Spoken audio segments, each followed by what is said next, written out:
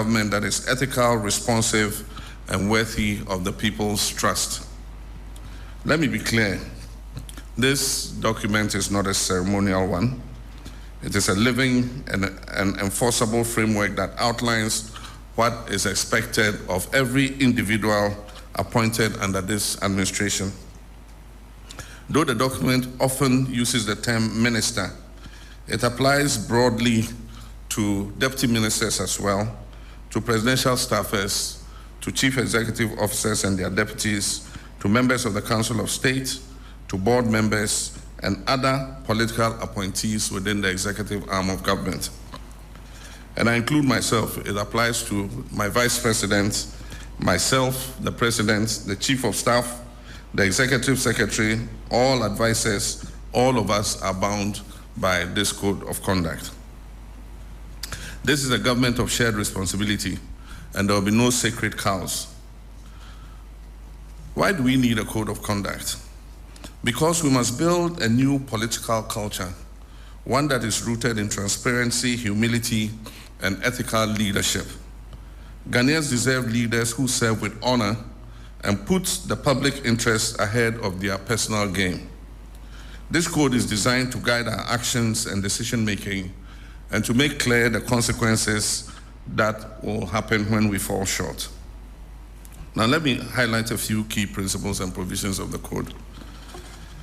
All political appointees must serve the public with integrity and impartiality, must place the national interest above their personal interest, must avoid misuse of office or state resources, must declare and manage any potential conflict of interest, must eschew opulence, be accountable for every cedi or public money you spend, and be humble in service, measured in language, and respectful to citizens at all times.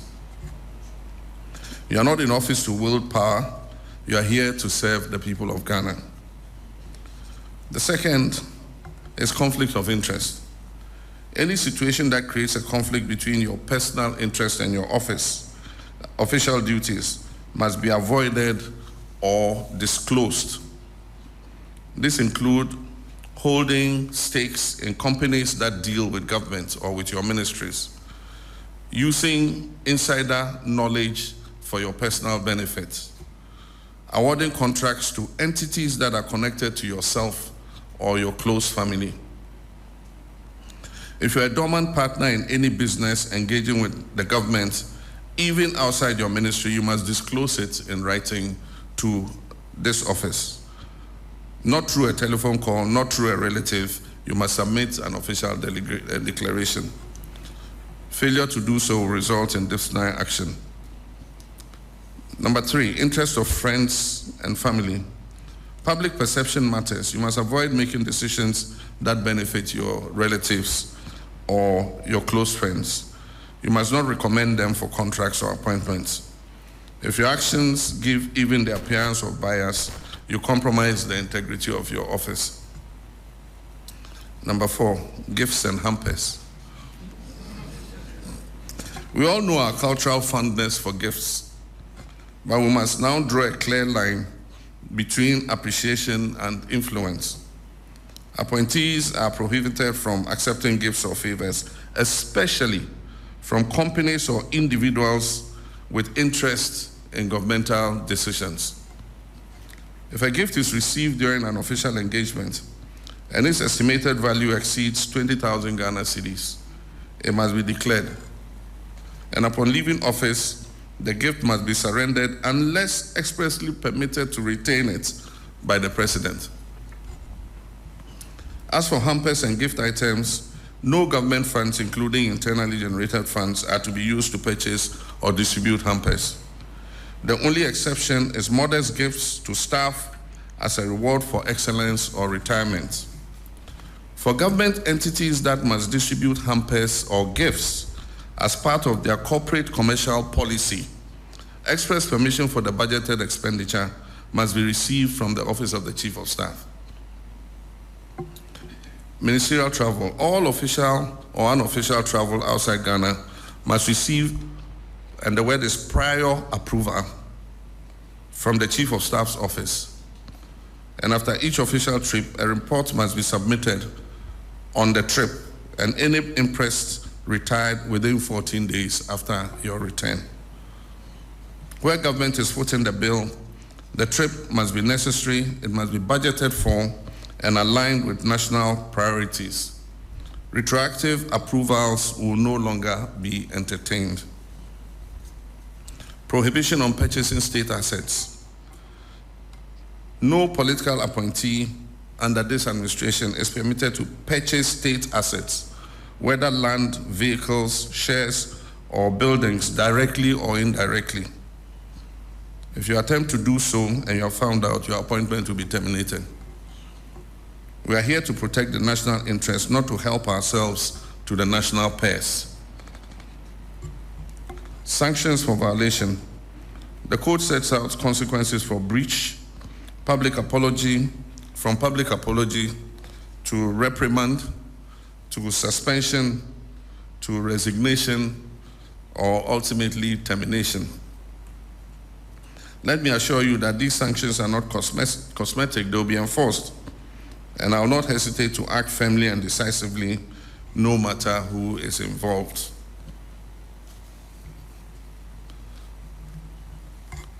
Kindly do not put me in a position where I have to make that drastic choice. Because when it comes to protecting the integrity of this government, I will not compromise. Citizen engagement and reporting. Accountability does not end at the walls of this room and in just one code of conduct.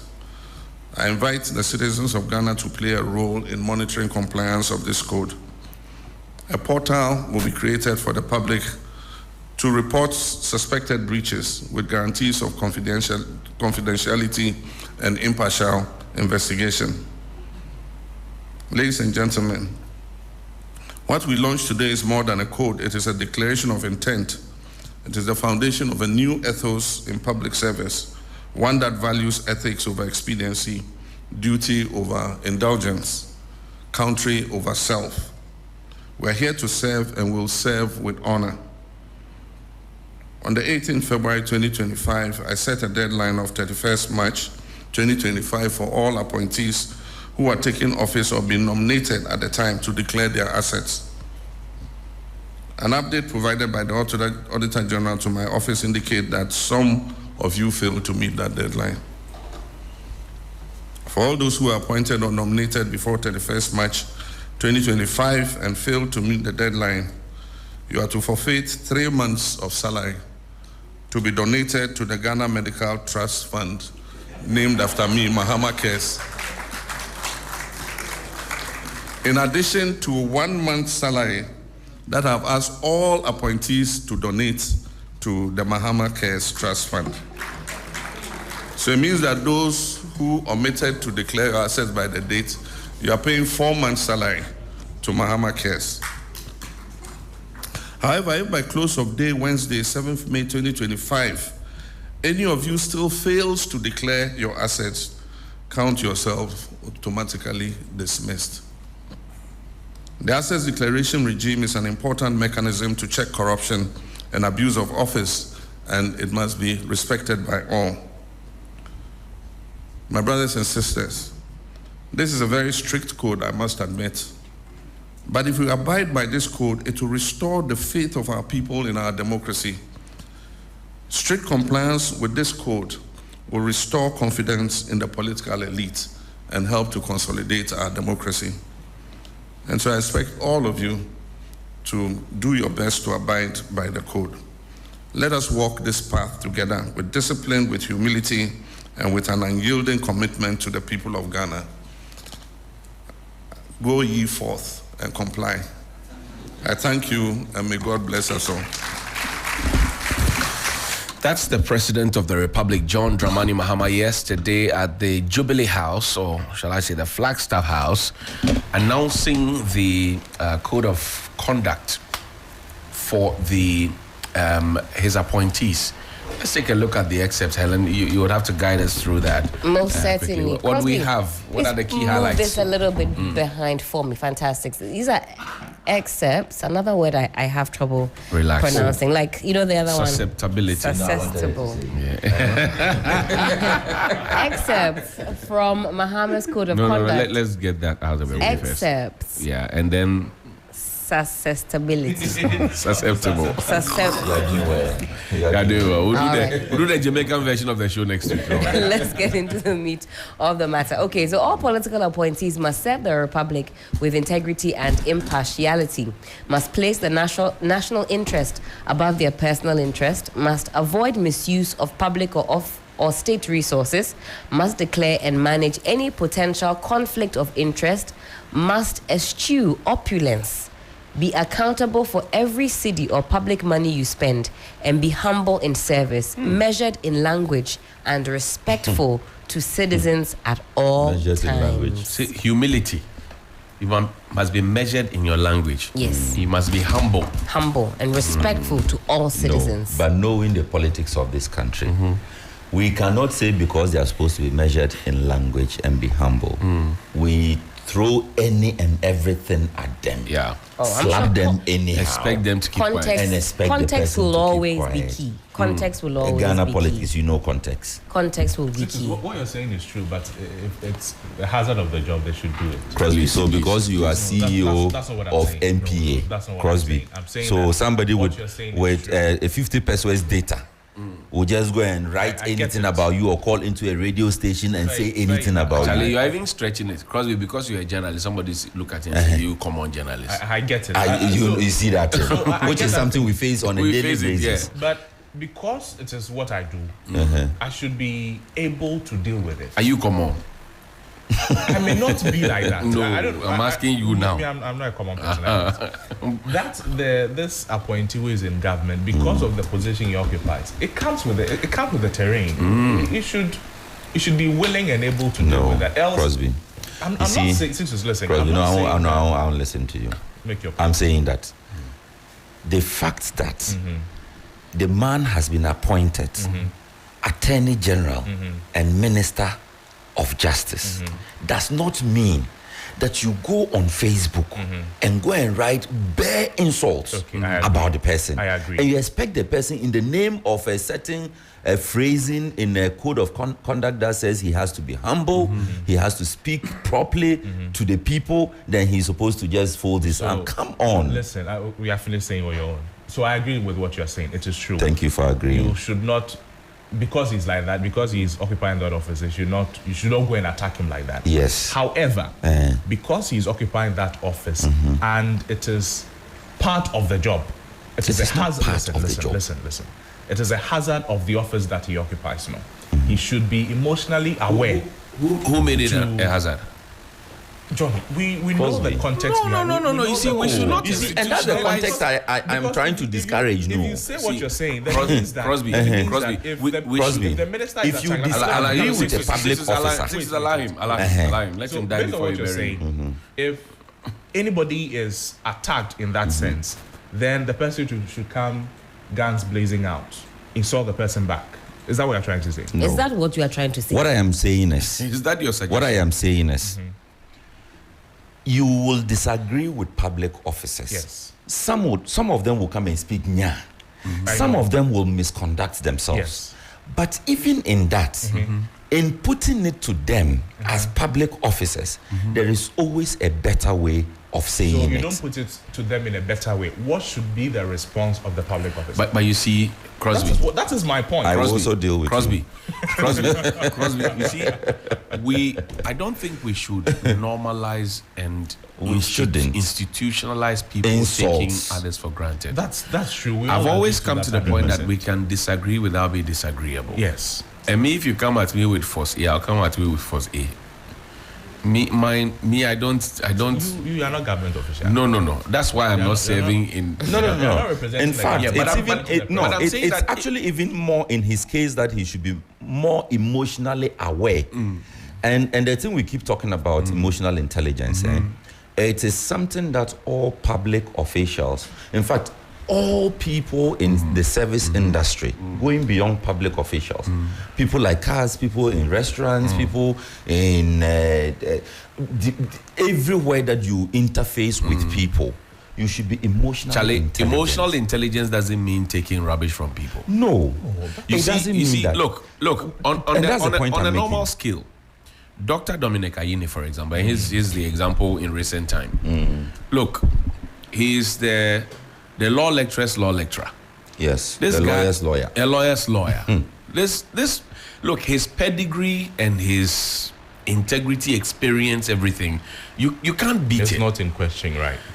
So on the altar of politics, I doubt that on the normal day, A+ can walk into his chambers and knock it his can't door happen, and tell no. him that That is stupid not fool, possible. old fool, I'll reset your... Yeah. He can't do that.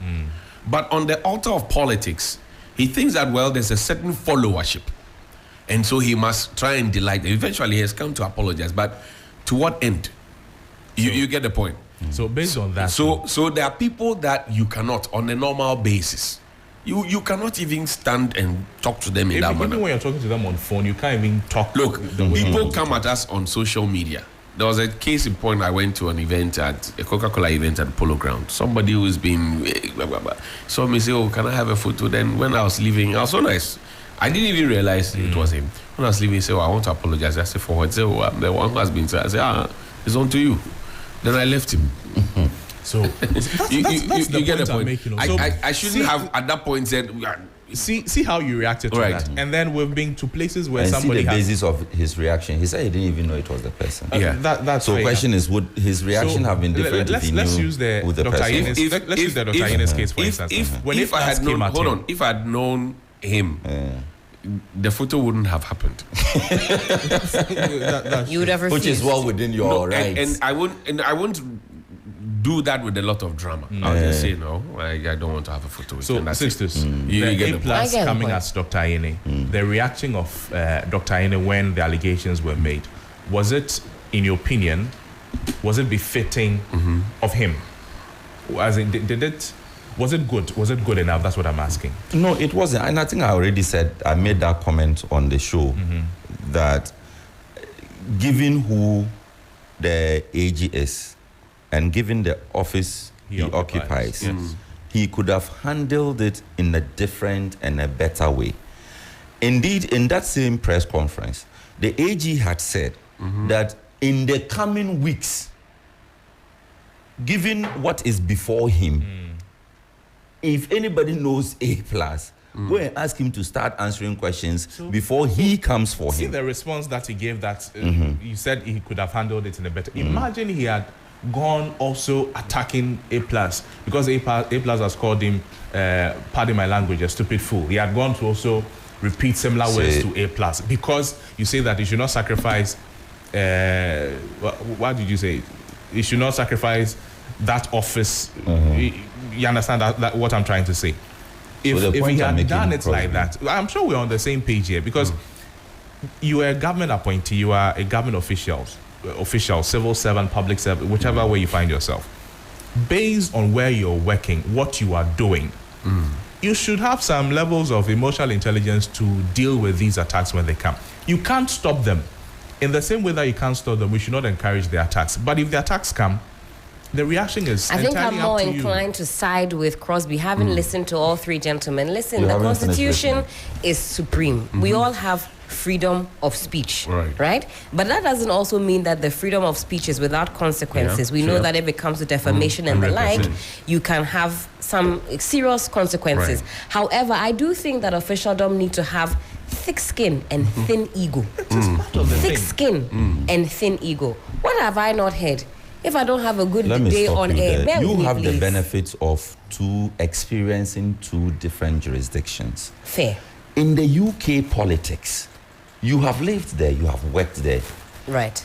They disagree openly. In fact, their disagreement is even more serious because somebody within your own caucus can disagree with you right on the floor of Yes. parliament. Yes. The person will rise to his feet and Tell you- disagree with you. tell you his Tell mind. it to your face. But listen, But they find even a in clever, that, they find exactly my but point. you are saying no. Exactly my Your point. point was that this code of conduct should not be a falla for citizens to unleash on them. Yes, I'm saying that. That the is your fact that, point. and that's why Agreed. I want to go Yes. back to the phrasing of the term. And so Crosby does It not says that. disagree with you, but he I'm not says in disagreeing, response to that, you as an MP or a minister or whatever, you the might You should take You- whatever comes your way. No. He says that That is you what he's might saying. have to. He's saying that's that what I'm saying. it comes with the territory, so you have thick skin, You thin see, ego, you see, thick you skin, see, thin ego. You see, This is my Helen, you see, context. Helen, there are people who already have the perception and the prejudice that once you get into public service or into the public space, you should take everything that comes to you. There are people who have that perception. If you refuse to take any and everything that comes to you, all right? Then there you're are- arrogant. There are those who will say yes. They'll start stereotyping and putting you in tags. Within the same space, can you ever dare walk up to Dr. Tony Edu because he is serving as a minister Can you to imagine? talk tosh to him? Can you imagine? No, You dare not try. can't do that. Can you walk to Mr. Alex Segbefia because he's serving within the space, or Honorable Hannah Tete? You cannot do that. Flip the coin. Can you go to Mr. Kojom Pienim to go and talk like that to him?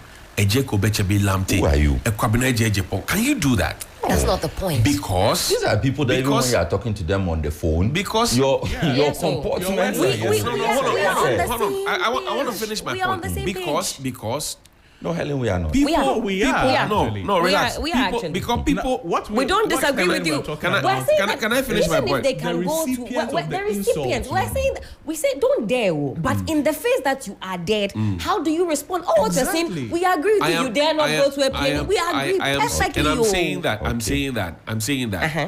This concept of thin ego must not be misconstrued for accepting disrespect. Fair. Somebody like Engineer Kwabena Jejepong, he's been working in his life as an engineer for God knows how long.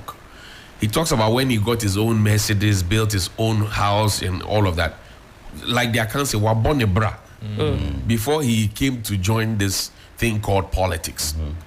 It should not just then be like somebody just gets up because he's supposed to have a thin ego, comes to say everything and expect that the man is wood, he will not get angry. He will be angry. A lot of the times, too, Fine. those people who are He will speaking, still who are disagree speaking with trash you. on Yes. social media, Yeah. no, they are the ones when you see them in person. Nothing you are saying, guys. you weep There's for the nothing. There's person. nothing you have said that we disagree with you. We are saying that in the face of that, because somebody will dare you, whether you like it or not. There are people who come So we and are tell saying me that there's also it's a certain balancing discipline. act. Yes, I agree whether with you you. like it or yes. But it's And also trust me, a certain there is a discipline. reason why you will not go to a Kwame Pianim to speak to him like that. Do you see what I'm saying? Because the president has shown the caliber, the response, even the way you respond will deter somebody for bringing touch to you. If I come and you bring your own, then I know that, oh, this person, their ego is fragile. If I come, they'll come. If I come, but if the first time I come to you, if you go to the House of Commons in the UK, the way they even diss each other, they said what you said was less than smart. Yeah. Why You see, that's a very intelligent way of insulting you. That you're a fool. Instead of saying you are a fool, you say it's less not- than it's smart. not- If the person use grammar, insult you. It's a very clever balancing act, this So political compare communication. that statement to you say, oh, politician way or Jimmy Dodo. Just imagine. Then that. your politician will say, oh, what a less than smart remark. Good morning to you. Next time, am I going to come? Am I going to enter the gutter with you? I'm not going to enter the gutter with you. It is a finesse. This political communication, a serious finesse. I don't by any She has means. released another one. Yeah, Don't I- say finesse, say finesse. Yes, a few days ago. But I understand you, when gentlemen, we're though. doing the papers, and then the acting gold board CEO, Go and bend the seat. Go and bend the see seat. that comment. You were not too happy about. Yes. Why? Because he is Sami Jemfi, Yes. and because of the position he occupies. Although somebody may have angered him and all of that, it was not a proper comment to come from Sami Jemfi, in your opinion. Even though That's the he same was thing we're very talking passionate about his position, that Even though he may this be- is the. Now that you have He may used be my own well in example his against me, I rights to concede. say it. No, but you see, I'm just saying that the point I'm making is that Right. our politics has deteriorated to the extent that we've lost all respect It's true. towards each other. Yeah. and for one another. We've lost all forms of tolerance. You think that whatever you write on social media or whatever you say is final. It's not challengeable. We've lost all sense of common decency. You see, and if we go on expecting public officials to keep accepting, we are throwing any and everything at them, and they have merely because they have availed themselves to serve us, Right. then we are affecting the younger ones even in a much more worse way. But you see, Yeah. sisters, there's also a trend I've seen that those who get in there and push back, they resent some of those negative comments and those comments that seek to belittle them and insult them and all of that. It stops the future ones. It stops all nonsense. Look, I'll give you a classic example. Somebody like the Honorable Sharia Iti, bless her soul, or the Honorable Jifar Tibo, or now in present day, the Honorable Abla Jifar Gomachi. How dare you? How dare you? You cannot try it. I mean, you cannot go and see an Honorable Patricia Piaget of the NPP and decide to. No. You can't. Like a Cecilia Dapa. No. You cannot do that. Because in the past, when you start to say, young man, straighten up, fly right, be there. So now, even within the party, so internally in the parties, when they start all these internal intra-party elections, whether they're electing executives or flag bearers and all of those I thought things. you were going to say Thank you, Tom. No, I beg you. You say no, thank you. You see the no, thank you to your thank you, Tom. Thank you, but no, thank you. You see all these young communicators and how hard they come at prominent figures within the, and we keep asking ourselves, what's the future for us young people in politics? It's scary. It's scary. So you see, It is, and unfortunately, we are the ones who have not lived life. We have not accomplished anything. Yet we are insulting people who are practically The Professor Ahoy book, Working with the Ahoys. working with their Ahoys. There are instances like that on how President Mills suffered similar things. you see, I think that most of those people who do that, they do that to lower the bar to fit their standard. Come in the mud and let's fight. Do you understand? Because if they Which want is to, why I said he shouldn't have said, "Oh, in my village we did." Because you can't be fighting the man. because if they seek to reach the bar that those people have reached, they will not. Yeah. So they want to lower the bar so they can be there. That's why the man says that where we come from is Waru. We don't fear mud being thrown at I'll us. go with you. Because we will walk through the mud Push me. I'll to go get myself. into the river. So no. If you want to slap a tall person, It's the eagle principle. The eagle on the ground will lose the fight. So the eagle will lift you, And take you carry to you his, into the sky. finish So you there. he will change the battleground Yeah. so that he will win the fight. if you want to slap a tall person, hit his balls, you bend down. El Lizato. ABA. Charlie, Helen, conflict of Please, interest. let's do that. Conflict of interest. And we're still reading from Mahama's Code of Conduct for Public Officers, President Mahama.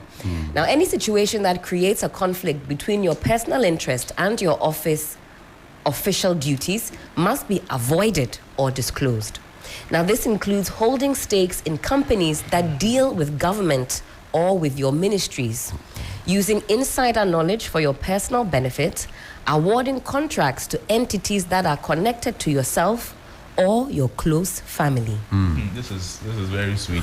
Signals Bureau. I'm looking at how all these rules bring us the quality and the results that we're looking for. Because now where Ghana is, we're looking for results. We're looking for how to turn things around. We're all talking about, fuel is coming down, exchange rate is looking pretty good, dollar is coming down, points coming down. People say don't give the government any credit, it's Trump's decisions that is bringing it down. I don't know if Trump lives in the UK as well, but that goodwill that comes along with it, you may not see the effect immediately because if I have gone to buy things at a certain rate in December or October last year, and I still have stock, and I've not depleted that stock, and then I see the currency going down, you would have to wait until maybe the third quarter or mid-second quarter to start reaping the benefits of that. Because until I finish my stock, I will have to go and I can't go and buy new stock to come and put in there for you to get at the new rates that's going on. So the effect will take time. Right. So people then will ask, so CD is coming, the dollar is coming down, about you know, if you are a public official and you hear some of these things, naturally you may get angry, and that's where your point comes in. How do you flatten your ego? Yeah. In the circumstance, this analogy, for example, that I would say Petra performs in, but Dokunu is still this. At that point, that's where you need to flatten your ego to be able to respond to the issues. So for me, my key concern is how this fits into the bigger narrative of getting the people the results. Conflict of interest. Let me give you an example. You know the National Signals Bureau case. So this is somebody who is accused of, amongst the accusations, establishing a company also with a similar name to the National Signals Bureau. National Signals Bureau is NSB. His company's short form is also NSB. Now, instead of using the National Signals Bureau to collect the money from the Israeli company, the $7 million, he did that through his company. He allegedly did that through his company. So the money went into his company and not to the National Signals Bureau. So if we are able to stop this based on this code of conduct, it means what Mr. Dubois has been accused of doing with his dealings with the National Signals Bureau would not have happened. So this is how the country would have saved money, Johnny. Think about the SNIT issue as well, Brian Champon. Having insider knowledge, that's part of the code of conduct. So that if you know maybe what the valuation is, you can peg your own at a cheaper rate. At a cheaper which happens it's actually which happens in most cases around the world. It happens in most cases where you may have somebody inside and say, Charlie, the thing everybody is bringing 25, 23, 25, 23. Charlie, bring yours to 20. Let me give it to you. So when you bring yours is 20. Obviously, when the board looks at it, they will go with that. 20. But maybe you are not even the best company to handle it. And we saw a lot of that in that. We've seen that because you have that connection, you go and present it. We relegate all others to the back, and maybe your company is not the best. For me, even this talks about soul sourcing as well, right. Where you go and handpick people, and you don't, because soul sourcing was a big campaign issue in 2016. Fast forward to 2017 to 2024, we saw how soul sourcing was abused. In fact, Nanado said that soul sourcing was going to be a thing of the past. That's right. He perfected it, as far as we know. It cannot be said of John Mahama and his team now in his second term, or if you like his third term, so to speak, if you are calculating, to be engaged in soul sourcing, or to be seen to be engaged in soul sourcing, or to be encouraging soul sourcing of any sort. Yeah. People must earn what they are earning based on the quality they bring to the table, based on the experience and expertise that they carry. So it doesn't matter, where the person is from. If it's from the Volta regions, from the northern regions, from Greater Accra, is from Achim area, is from wherever, it doesn't matter. Is the person qualified to do the job? Right. And for me, that was the President Rawlings principle. President Rawlings didn't care where you came from. When I interviewed the Ahoy brothers and their sisters, they said, look, one of the criteria that President Rawlings used to have back in the day was that they mentioned 626's name. He says, okay, what does he do? What has he done before they mention your credentials, your achievements, all the things you've done? Then the next question is, can he do the job? If he can do the job, say, okay, give him the job. Then somebody will say, oh, but Helen is our person. Helen has been with us. Can she do the job? Say, oh, she's new. Say, no, then give it to 626. So that's how, of course, later in the day, they all were whipped into party line. But in the beginning, that's what the Ahoys, said that, when look, politics was much more profitable to the nation. He said, look, he would ask, can he do the job?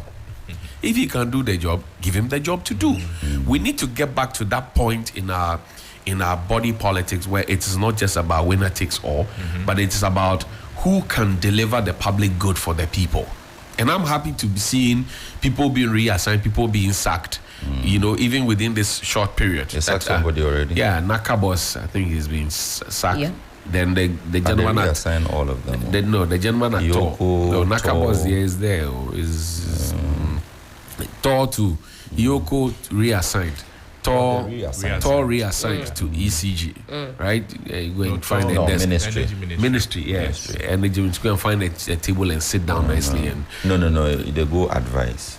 yeah, but you sit technical advice. But you can't be standing to advise. It be hands-on advisory. You go hold the hand of the minister and advise. Okay. But the minister.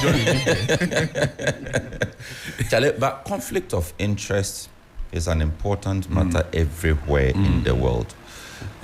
Whatever job, even in private organizations, when you are signing up for a lot of these multilateral companies, it is one of the issues that come up, and you have to sign disclosures and things that it is just to ensure that even if some recruitment would have to be, or outsourcing would have to be done, the ultimate interest is productivity of the organization. It's not about who you are related to, or who is your girlfriend, or who is your boyfriend, or sugar girl, or sugar boy. It is not about that. So, I mean, I'm happy to see that in the code that we are talking about. And in Ghana, conflict of interest is one of our biggest problems. In public office, all the examples our society that is.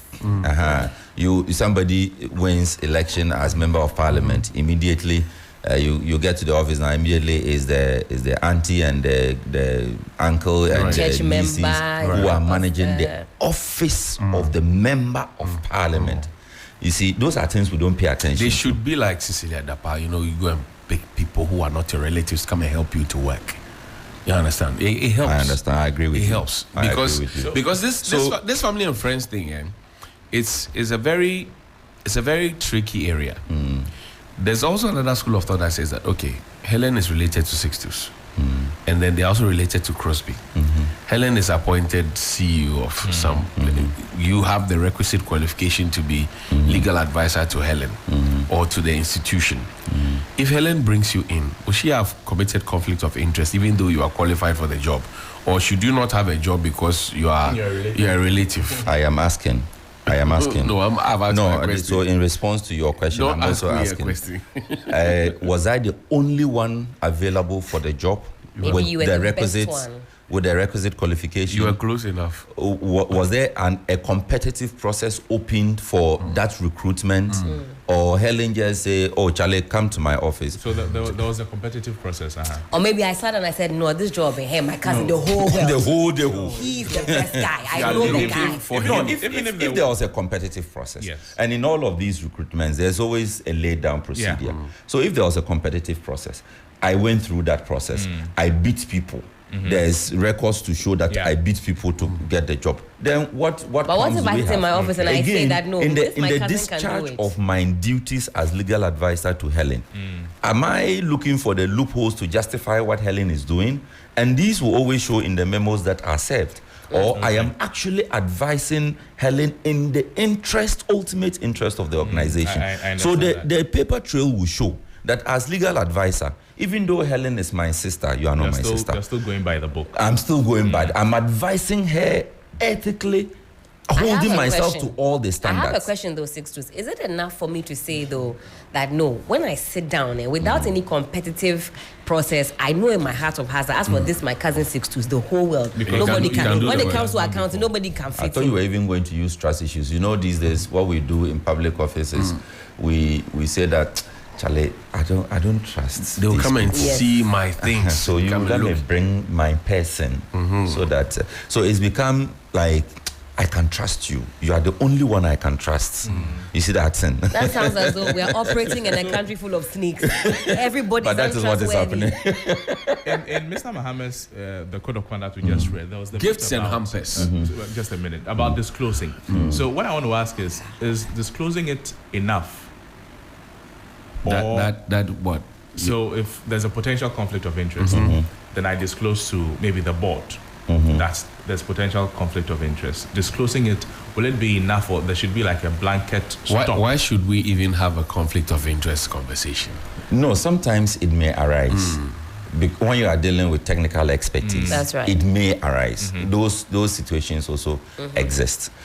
But you see, the reason you are made to disclose is so we can hold you to a certain measure to see, like I explained. So when we disclose, Whether- it means the eyeballs are more focused. Exactly. Okay. If you go to the Constitution, let me just add this one today. If you go to chapter 24 of the Constitution, we have the Code of Conduct for Public Officers. And Article 284 talks specifically about the conflict of interest issues. You get it? So these are even things that are already put in our They Constitution. just have to fleshing it up. You just have to, flesh it up, ensure that the rules are more measurable, and we can gauge. We can say that yes, if they say disclose or don't find yourself in a conflict of interest position, this is what it means. How do you avoid those conflicts of interest situations? And I'm sure that when we get the code itself as launched yesterday, we'll have all of those Helen, things. gifts and hampers. All right, let's talk about gifts and hampers. Easter has come and gone, right? But It's come and Homo is go. coming, and Oh, then so much Mother's more. Day is coming. Mother's Day. We give hampers. Yeah, Oh, now yes. we give hampers for everything. Everything is a celebration. Mommy, Tifa, I brought this up to you. Crosby, listen up. You have a Fia, we future. give hampers. Hey, Abuachiri, we give Abuachiri hamper. Akwesi Dai, Kundum, Guys. Hogba Chocho. Why are you not mentioning Guys. Abiam's own? Abiam The is Okokong Ojura, people. Ojura. Ojura, we give Ojura, hamper. Ojura. Let's talk about gifts and hampers and what President Mohammed's Code of Conduct for Public Officers has to say. Appointees are prohibited from accepting gifts or favors, especially, listen up, from companies or individuals with interest in governmental decisions. Now, if a gift is received during an official engagement and its estimated value exceeds 20,000 Ghana cedis, it must be declared. Okay. Now, the only exception is modest gifts to staff as a reward for excellence or retirement. So let me ask you, if I 20 Ghana. So I go and see 20,000. Charlie. So I go and see Sixtus. We have an official engagement, and then I give Sixtus 15,000. It's not up to 20,000. So So if you give me 19.99, yeah, you don't have to declare like No. that. Yeah, you understand. You can hold on. Yes. So I want to give you 500,000. And But then- I will meet you throughout the month. Every time when I'm coming, I'm giving you 20,000. You understand? 20,000. So by the time we finish, we It's do still that. part of the But you see, estimated value. that is why we always say that. No, I'll that give is you- why we always say that in construing a lot of these things, I belong to that school Why are you that says smiling? that don't just limit yourself to the text of it. Exactly. There are other external clues that can help Charlie, you, we beg you. remove yourself we from are certain we are situations. ordinary people. What So we are in the reading. case of vehicles, for instance, 20,000 cannot buy a car. Oh, But- I told you. You can't even buy 20,000. Pragia. Have you gone to Kokompe? 20,000. Do you know What car Kokompe? can 20,000 buy? Do you know Kokompe? Yeah, 20,000, please. What kind of car? What kind of car? Do you buy 20,000? Do you know Kokompe? Oh, this one is solution selling the car to you. Do you know Kokompe? The now one, the car be one seater.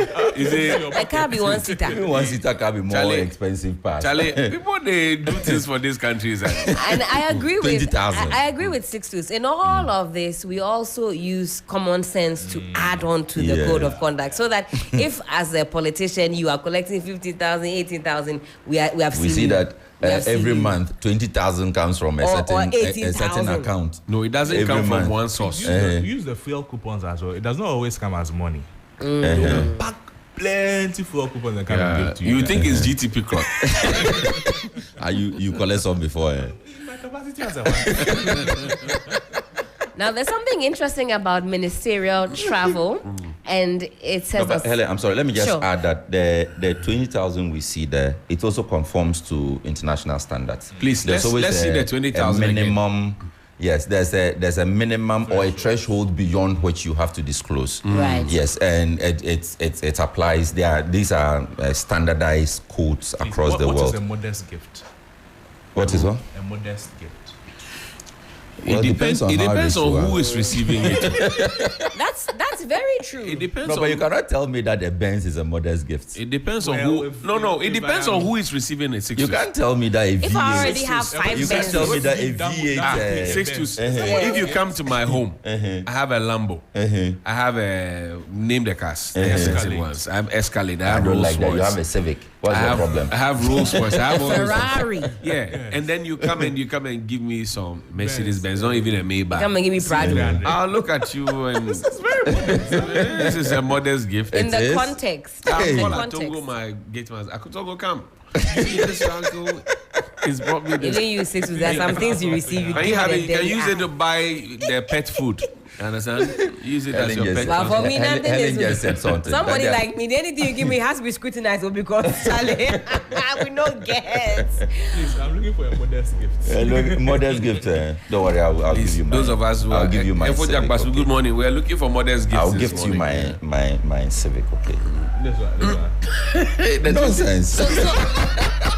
It's actually 20,000. So there's some this wiggle room, right? There's some wiggle room for the president to also assess in the face of everything, whether Right. or not you've flouted or you've gone outside Yes. Right. the confines of his code of Let's. conduct. So indeed, in yesterday, some of I the like what practices, what the chief of staff said yesterday. He said, "Look, don't ever think that the president is your friend." Blah blah blah. In fact, let's listen to him. If I want to Okay. He listen to said you, I say you chuka. you visit his home. He said, "Oh, he said the I like president." that. Oh. Listen to him. Listen to him. Excellency the President, senior government officials, honorable ministers, deputy ministers, and staffers. My work here is very simple, just to pave the way for His Excellency to launch the Code of Conduct. But before then, I just want to draw attention to one thing. An aspect of governance is like running a boarding school. There needs to be checks and balances, rules and regulations that tells you don't walk around during prep hours. The same thing applies to what we're doing here. And so I will encourage each and every one of you, once you get your copy, to study it just like your Bible. Because there shall never be any excuse for whatsoever when you cross the line. And Mr. President, with your indulgence, let me tell them a little story. Colleagues, the only time you will not be able to reach the president is when we are about removing you. I've heard some of you say, "Oh, he's my friend. I go to his house." Da, da, da, da, da. Trust me, even if you meander your way to reach him through his driver, his ADC, the president will tell you, "As for this Julius, this issue came up, and I told him to wait. Look at what he's done. But he's written the letter already." So, my colleagues,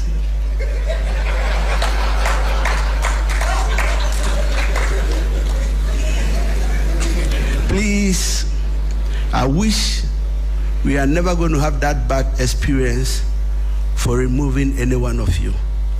But don't forget that if you play ignorance, it's never an excuse. On that note, I wish you all the best. Do your best. Let's make the president look good in the eyes of Ghanaians. Thank you. Santino, Santino, Aji Bebia, Santino, Santino, Aji Bebia, Santino, Aji Bebia, Santino. Say, you the 6'2". This matter came up. I told you what you lied. Chief Chuka. They have agreed on your head already. It's a good He has strategy. come to betray the president like that. That now the So now they president- know what they do. That when the president does the thing, say, "Oh, Mr. President, we know you are part of this." I think once you hear that, you know you're on your way out. Yeah. So if you call The Mr. The President, president number cannot be busy in peace. no. You call The now. day you call and he doesn't answer, know that your letter is Your coming. letter is- All right. Ministerial travel. Let's talk about ministerial travel. Now, all official or unofficial travel. Listen up, keywords here. Official and unofficial travel outside Ghana must receive prior approval from the Chief of Staff's office. Now, after each official trip, a report must be submitted on the trip. And any, impressed, retired, within 14 days after your return. That's the deadline. Where government is footing the bill. The money that is left. Okay. The money that they give you, the remainder, when you return, retire you have to come and retire. You have to come and give it back. Within 14 days. Yes. Aha, okay. I'm with you. You don't hold on to government money. I beg you, help me understand then. So you are going to the holy city of Ulo on official trip. Then government saying, we have fueled your car. We have fueled another car for you. We have serviced the car. We have put spare tire and spare everything in your boot. But in addition, we have given you 10,000 cedis. When you get there, eat from one of the TZ restaurants. Okay. That is a your restaurant or a choba. Choba. Yeah. You the call them choba. No, you have to be called to the bar. You know, it's more dignified to be called to the bar. Oh. So you go to the village, commission the project, do everything finished. By the time you get back to Accra, you have like 5,000 left in your pocket. You for return them. Yes, please. You have to retire it. Retire. So then you retire. It's not your money. Yeah, in 14 days actually. Because you'll be keeping a tally. A report will be given. So we'll know you spend this on That's tools, right. that fee. That's right. Unless you want to, let me not give anybody any ideas. Okay. Prosper Lochu, good morning. I think you are the one giving the ideas. I feel like I'm late then. Now, where government is footing the bill, the trip must be necessary. It must be budgeted for and aligned with national priorities. Retroactive approvals will no longer be entertained. So where you have taken the initiative to go and then later on seek approval after you've already gone, that is no longer going to be entertained whatsoever. This one is about prohibition on purchasing of state assets. Honorable Gujoso Ablakwa added forest. Let's see whether the official writing includes that. Right. Now, no political appointee under this administration is permitted to purchase state assets. President goes on to say whether land, vehicles, shares, buildings, directly or indirectly. If you attempt to do so and you are found out, your appointment will be terminated. Indirectly is where you get your relatives or your whatever it is, acquaintances to come and acquire them. Okay. We shall wait for what it is worth. Sanctions for violation. This is the last one, yeah? All right, let's get into that. So if you decide to ignore all the things we have said as a public official or as an appointee, what happens to you? Well, the code sets out consequences for breach, from public apology to reprimand to suspension to resignation or ultimately termination. So there are levels to it as far as the sanctions are concerned. So apology, reprimand, suspension, resignation, ultimately termination. All of this can be together as one. One person can. I'm sure you apologize, you be reprimanded, you'll be on suspension whilst we investigate, you will resign, and ultimately goodbye. Citizen engagement and reporting. A portal will be created for the public to report suspected breaches with guarantees of confidentiality and impartial investigation. So you and I can also be a part of the process, and anything you see, if you see something, you say something. Okay. If you see something, you say something, is it not? Well, let's go to the Ghana Integrity Initiative, talk to Madam Mariada. She joins us now. Good morning, Madam. Thank you very much for your time. Hello, good morning. Thank you for your time. Hello, Mariada. Good morning. Thank you for your time. We can't seem to find her on the phone line. Let's try and trace her back on the line. Hello, Prof. Yes, sir. Good morning. Good morning. How are you doing? I'm doing great. What about you? Very well. Good to have you, Prof. And we're just looking at the code of conduct that was announced yesterday by the presidency. Does it in any way, for you, from where you sit as a governance expert, inspire good governance? Yes. I would say confidently that I was expecting all the other political parties to applaud the president this morning for what he has done. This is unprecedented. And this is good governance because the code is new to the political playing field. And it is a great start because it's going to give us a freer future economically. Now, the president also went ahead to mention that the appointees should not get a heart attack when they receive their copies because most of them were yet to receive their own copies.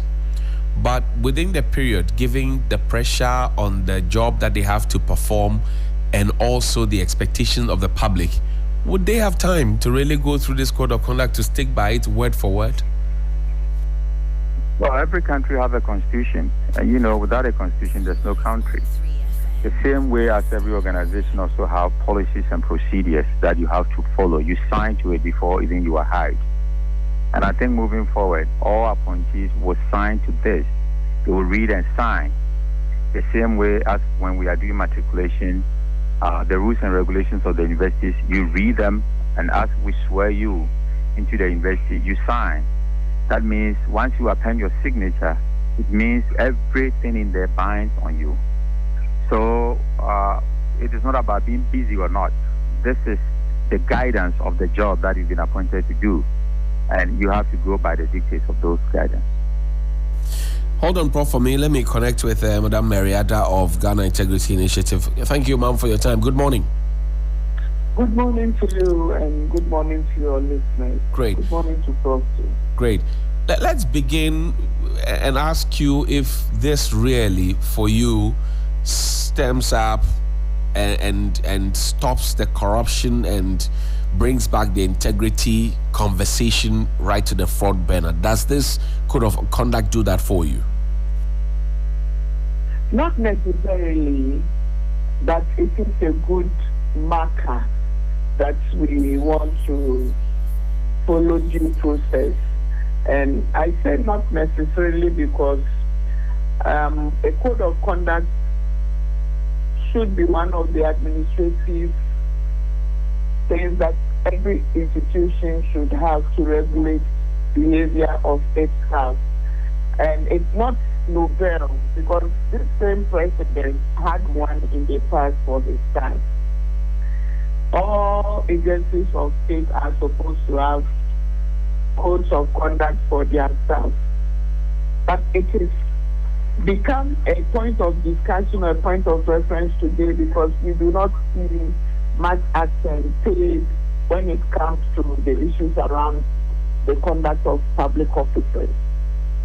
So the president in doing this, we actually commend him for taking the step in ensuring that he wants compliance and compliant behavior as per best practice across the globe when it comes to public service, and also per the dictates of the Constitution and the current act when it comes to the issues around assets and also liability. All these things that they speak about are also captured in this. But this goes a step further to pronounce some very clear sanctions, which I believe is in the right direction. However, the onus now lies on those who are supposed to monitor, including us, to ensure that what is being put there is what is happening across the various institutions when it comes to the compliance of the appointees of the president. Great. But Prof. Entry, let me come to you now and ask. The president also yesterday indicated that some of his appointees had defied his orders to declare the assets by the 31st of March 2025. He applied some sanctions, that is forfeiture of salaries, and that those who delay further and do not do that by tomorrow would count themselves dismissed. For you, first of all, tell me that the boss gives an order and some appointees decide that we won't follow the order. Is that a good sign, sir?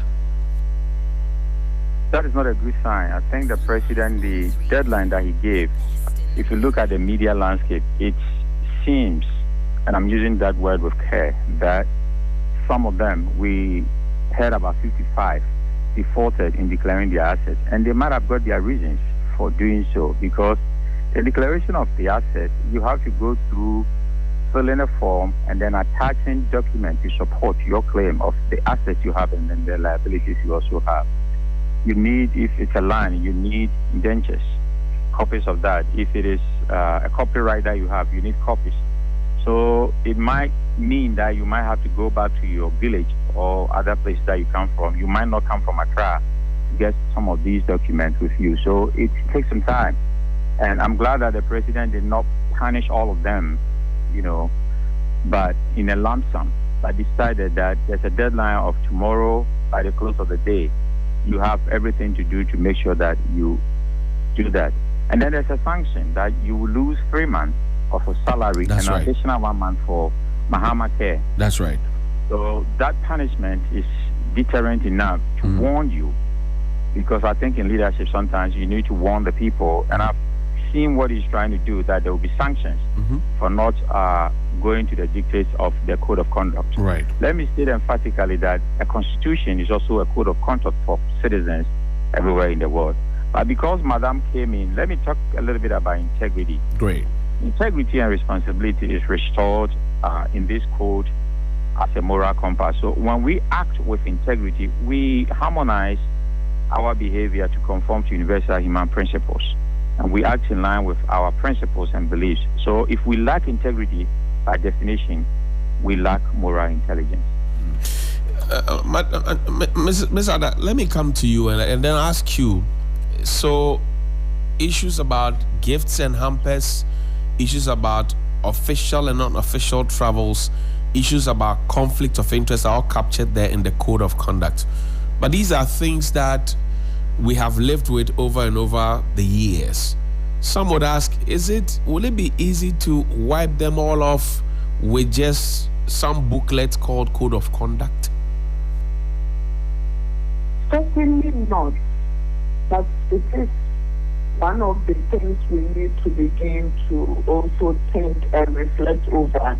And not just that, it's also about the issue around appointments, nepotism, cronyism, and others.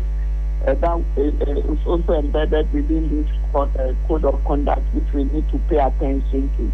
Certainly, it is not enough to just put this in a document and expect that people would comply. It goes beyond that, and I am of the opinion that the president is also aware of this. If we are to take the non-compliance of some of the officials who have been appointed to public office as a measure or an indicator, then it means that we need to go a step further to ensure that we have a robust regime that can sanction and also take people on to ensure that they comply. Without that, we would have issues. And in that regard, I would want to say that one of the things that we have called for in the past, which we believe still remains very relevant, is the fact that the president, as a matter of urgency, must ensure that the conduct of public officers bill, which didn't get passed in the last parliament. In fact, it didn't go to parliament. It remained at the cabinet. But I remember that the 2017 parliament nearly passed it. However, it got truncated at the last minute. So since the first tenure of this current president was the time this was put together, I believe that discussion must be held now. And then the issues that made it not to be passed, including asset publication, asset verification, and the issues around different thresholds and sanctions must be re-engaged. And conflict of interest, let me say that as it is now, the president has put in the codes that people need to declare within a certain threshold. The president has placed that. But then the problem is conflict of interest is not criminalized by our laws as we speak. And so for the president to do this, how far-reaching will this be? We need the conflict of interest regime criminalized so that when people contravene, you can take them on and say, we are going to court for this and this offense because this person contravened the conflict and the issues around conflict. So for me, it goes beyond just a code of conduct. A code of conduct is administrative. It is also to guide moral conduct, but it's not legalistic. I see. Professor Entry, let me come to you now and ask about the next generation.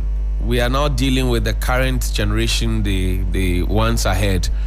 But then the next generation, should we consider imbibing these things in the minds of the younger generation in their schools, inculcating it into their curriculum so it forms part of them, such that they know that politics and governance is not about amassing wealth for yourself, but also serving your country? Yes, we have to. I published a book, Grassroots Democracy, last year, which talks about some of these things. And it's interesting to know that Madam Mada's position, I interviewed for her 2 years ago. So, because my PhD was in corruption, and I work with the Transparency International, so I definitely understand what the GII is doing in Ghana. The youth of today, most of them have lost their identity. And academia in itself is a discipline.